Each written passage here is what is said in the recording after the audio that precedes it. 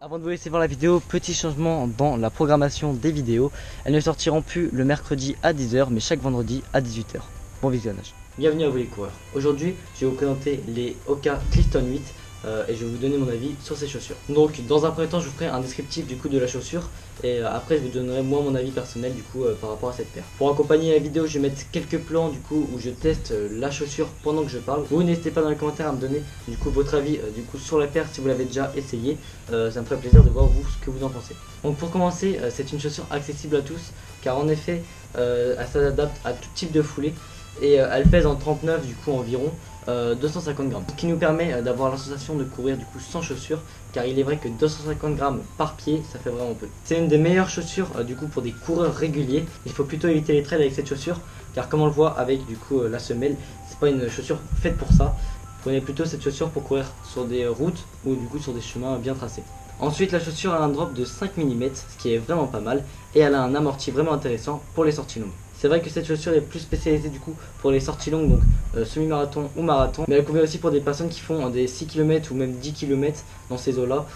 C'est à peu près ce que je fais moi, et vraiment aucun problème. Aussi, point très important, après quelques kilomètres faits avec cette chaussure, j'ai remarqué que la partie colorée de la chaussure, juste au-dessus de la semelle, était un peu plus rigide du coup que tout le reste. Cette partie un peu plus rigide de la chaussure comprime du coup le pied, ce qui permet de ne pas perdre la chaussure pendant qu'on court. Après, c'est à voir pour chaque coureur. Moi, cette petite partie rigide ne me gêne vraiment pas, mais bon, ça peut gêner un coureur comme ça peut ne pas en gêner un autre.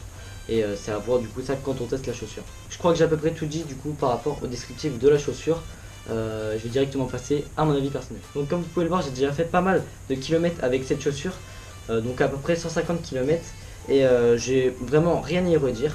À part peut-être au début, donc quand on commence à faire les premiers kilomètres avec cette chaussure, il est vrai que j'ai eu quelques douleurs aux genoux, mais bon, moi je trouve ça assez logique vu que les chaussures elles sont neuves. On n'a pas du coup nos pieds ne sont pas encore habitués du coup à la nouveauté des chaussures, donc c'est vrai qu'il faut un petit peu d'adaptation pour se mettre bien dans ces chaussures. Mais bon, c'est à peu près comme ça pour toutes les chaussures, donc quand on les change, il faut s'habituer au début. On aura les 2-3 premières sorties qui seront difficiles, mais le reste, ça passe vraiment tranquillement. Moi, comme dit auparavant, pour le peu de kilomètres que je fais, je trouve que ces chaussures sont vraiment incroyables. Je fais des courses sur piste, des courses sur route, un peu de chemin bien tracé, et vraiment les chaussures elles m'emmènent partout. Je me sens vraiment très bien dedans, je suis comme dans un nuage, et niveau confort, je n'ai rien à redire. Et pour finir, la chose que vous attendez le plus, le rapport qualité-prix de la chaussure. Donc selon moi, cette chaussure est vraiment bien par rapport à son prix. Elle a beaucoup de points positifs et très peu voire aucun négatif. Vous le savez, la chaussure en course à pied est le seul vrai équipement qu'on a avec les chaussettes.